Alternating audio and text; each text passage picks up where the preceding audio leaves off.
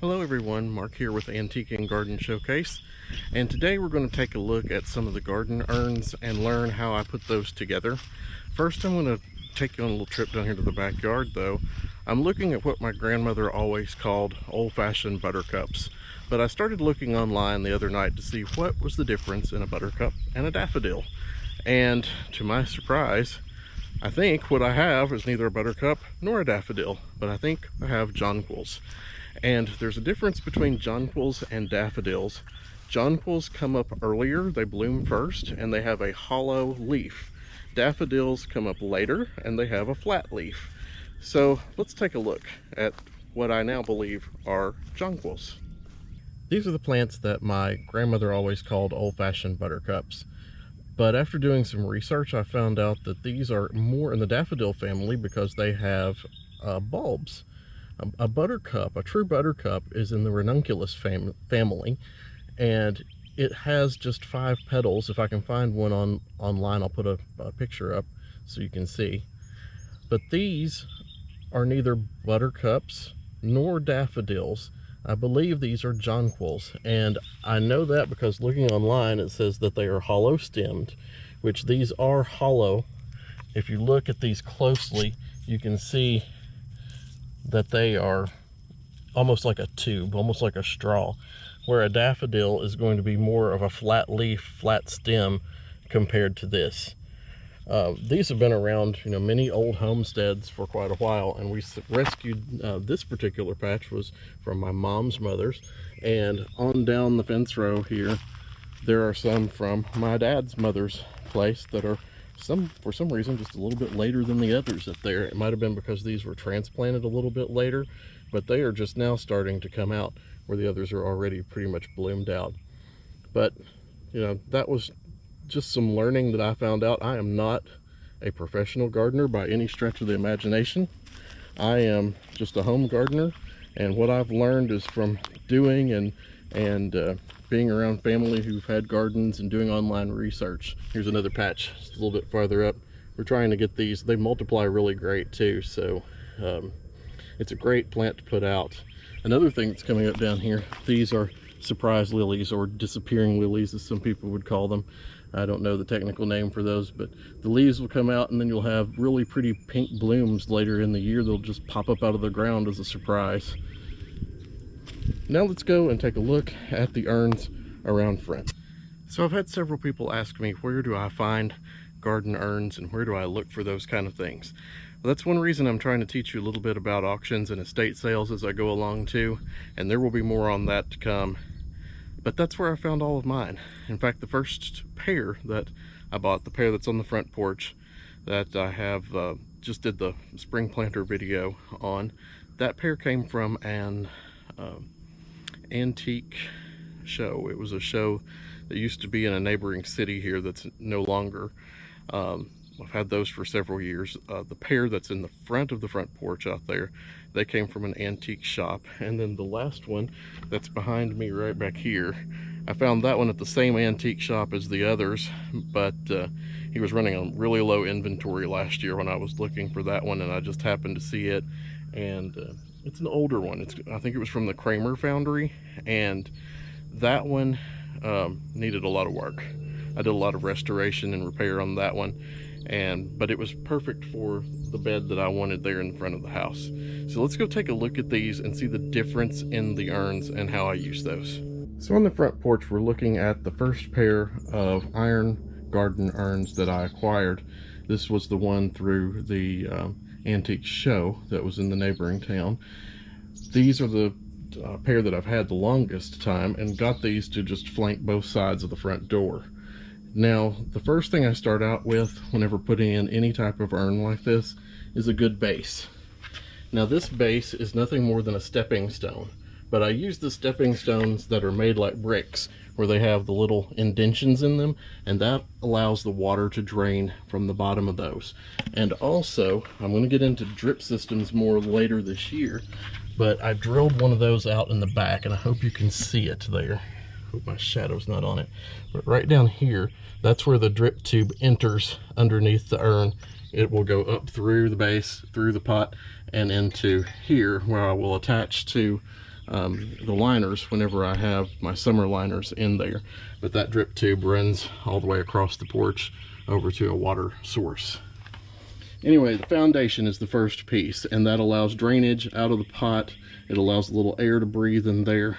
I've not had, it keeps larger critters out of there. Unfortunately, last year I had an issue with wasps getting in there really bad. I had some major issues trying to get those out and take care of that problem.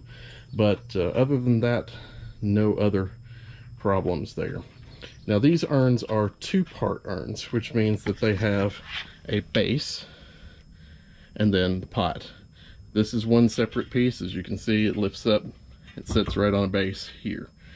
Now some of the older urns are in 4 parts, and I'm going to talk about that when we go over to the Kramer urn. But this one, this pair, like I said, this is the first pair that I ever bought. They have handles too, which gives them a little bit more of a decoration. They're handled on both sides. A lot of them are not. So we're going to take a look at a pair that do not have handles now. So the pair that are on the outside corners of the porch are just a little bit taller than the ones that are on the front porch. These do not have handles, and they are also 2-part urns. I do the same thing with these that I do with the front porch urns. I start with a solid base, and I use that same type of base, the one with the brick, where it has a little bit of an indentation to let the water air out, lets air circulate in. That also allows me to put the drip through the back there. That goes up. I keep the drip system wound up in the bottom of the pedestal through the winter, and then in the spring I can lift this up, feed it through, and put it into the planter and liner that I use for inside. That's one of the reasons I use the liners. People have asked, well, why do you use the liner? The liner makes it easy for me to change out season to season. So I can just plug, I'll have a little spout that, well, actually right here, here's the tube for the drip system. I can have a quick connect that will go in the end here. It will attach to the liner on the bottom, pin those together, and then this will just simply reside right back down into the base. The excess of that tubing will go down in there. It's perfectly fine to leave that plastic tubing out in the wintertime. I do unhook the system and I kind of let it drain out naturally. Other than that, any water that's left in it will expand and should not cause any issues there. This is also a 2-part urn. It's just a top planter portion and then also the bottom base as well. Now let's go take a look at the Kramer urn that's in 4 parts. Alright, so this is the urn that I refer to as the Kramer urn. What is Kramer? Kramer was a foundry in Dayton, Ohio that produced cast iron urns for home use. Most of their urns were signed. This one I could not find a signature on, and I did a full restoration on this particular urn. So if it was there, I probably would have seen it. Otherwise, I know it's a Kramer just by looking at comparables. And I'll put up a couple of comparables on the screen so you can see as well. Some Kramer urns actually had handles on them, and I should have an example with handles. This one actually has holes on either side where big fancy handles could have come out and attached to it. It did not have those when I bought it, and to be honest with you, I didn't really want the handles in this bed because this bed's a perfect circle, and I wanted just an urn that was a perfect circle with nothing kind of, you know, obscuring the edges or whatever. I wanted to keep that completely round look here. But a Kramer urn has 4 parts. It has a base, the base that it sits on, the pedestal. This particular thing I refer to as an evaporator bowl, but I think this was actually a self-watering container. It was like ahead of its time for the 1800s, because there's a fill hole right here where you would put water in. Down inside of this, the dirt would actually go down into that part. You would pack it in there and it would absorb the water back up in there. Over time, things changed with these. They found out that this bowl that I refer to as an evaporator bowl now, they rusted a lot because these are cast iron. So that became a problem, and some people drilled them through so they would drain. And this one, actually the antique dealer I bought it from, he drilled it and he said you can actually plug it back if you want to use it the correct way, which is great. It gives you an option, and he didn't really damage it in any particular way there. But a Kramer urn, 4 parts. The first part is this bowl on the top, and as you can see, it lifts up and separates from the second part, which is right here. That lifts up. This is the pedestal, and then the pedestal, which I don't think I can lift all of these parts up, comes up off of the base. And you can probably see that right there. I do the same thing with this one that I do the others. In fact, I ran a drip tube underground. I put like a piece of conduit underground and run the drip tube over to this bed. It comes up in the bed, goes under this particular urn, and comes up in here. It stays in the bottom of the urn as well for the winter season. I did not do a spring bulb planter for this one. I'm having trouble finding a particular liner that fits this. It's very shallow. This bowl is only probably 6 inches at most, probably 5 inches, you know, by the diameter insides, probably 10 inches in diameter at the bottom, flaring out to probably 14 at the top. So it's been a really hard one to find a liner for, and what I've been using are those burlap hanging basket liners for this one. So it was hard to plant bulbs in burlap and try to keep those formed in any particular way and store them in the patio room over winter. That patio room is not heated, so it kind of acts like the outdoors, but gives the added protection of, you know, where nothing can get to the bulbs and whatever else. So I didn't put anything in this one. And this one was new last year as well, so I've got some work to do. Where I have the others on solid bases, there was not a stepping stone that I could find that was big enough for this one. This is about a 16, maybe a little bit better inch square base on this urn. So I had to actually find rocks, or stepping stone rocks, 4 of them that would work for this particular one. And over the winter, it's decided to settle. And I don't know if you can tell this on camera or not, but it's actually leaning forward that way and probably to the right just a little bit. So I'm gonna have to come in here this spring and level this one up before I do anything else with it. That's gonna be a project of its own right there. But that's a little bit about the urns. The Kramer urns are older. Like I said, this one's probably 1800s. The 2 sets up there probably into the 20th century. They're probably you know, early 1900s, mid 1900s cast iron. Oh, and you guys please pardon this bed. This was the one I was talking about the other day with the cabbage that has seen better days.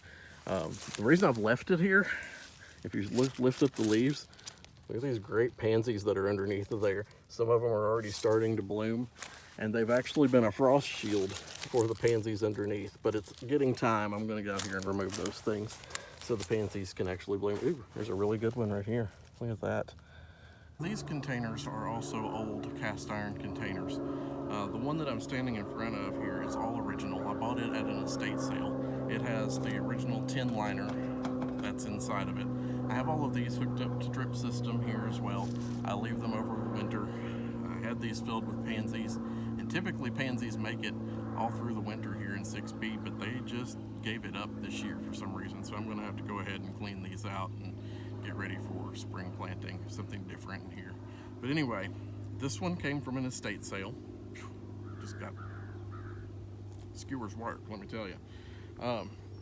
This one and the other one I bought at an antique auction, an estate auction. They had liners in them, but they were the wrong liners. They were replacement plastic liners, and they didn't work too well. They were breaking, whatever else. I did find liners that worked on windowbox.com, and I talked about this in another video when I did the fall planting in these containers. So windowbox.com has custom containers you can have built and sized to what you need. And these have worked really well. They are actually 4-season containers. They can stay outside in the winter and take the cold and freezing and come out, you know, unscathed. So great option if you have these type and are looking for inserts to go in them. They are available. You just have to do a little searching. I found them on windowbox.com, and I've been very satisfied with these as well. In fact, I'd like to have an extra set to go in all 3 of them. That way I could change them out, but they are a bit expensive. In fact, I think I gave almost as much for the 2 liners as I did the cast iron itself. Look at these poor things. They got fried in the winter out here this year. There's no hope. But that's okay. We'll come up with something new and fun there. So I want to take this opportunity to thank you for watching Antique and Garden Showcase again. As always, I've really enjoyed the comments that I get each week. They are a delight to read and respond to. I'm enjoying like I said, the feedback, the likes. The last video, we must have really hit it out of the park because it seems to have gotten some good views. People enjoyed the falls, and I'll be going to some other neat places here coming up soon. I hope you've enjoyed this about antique garden urns and how I use those, and I'll talk about other planters coming up in the future that I use on the great outdoors here. I want to see this channel be a wonderful community for everyone. Thanks again. Have a great week. Bye.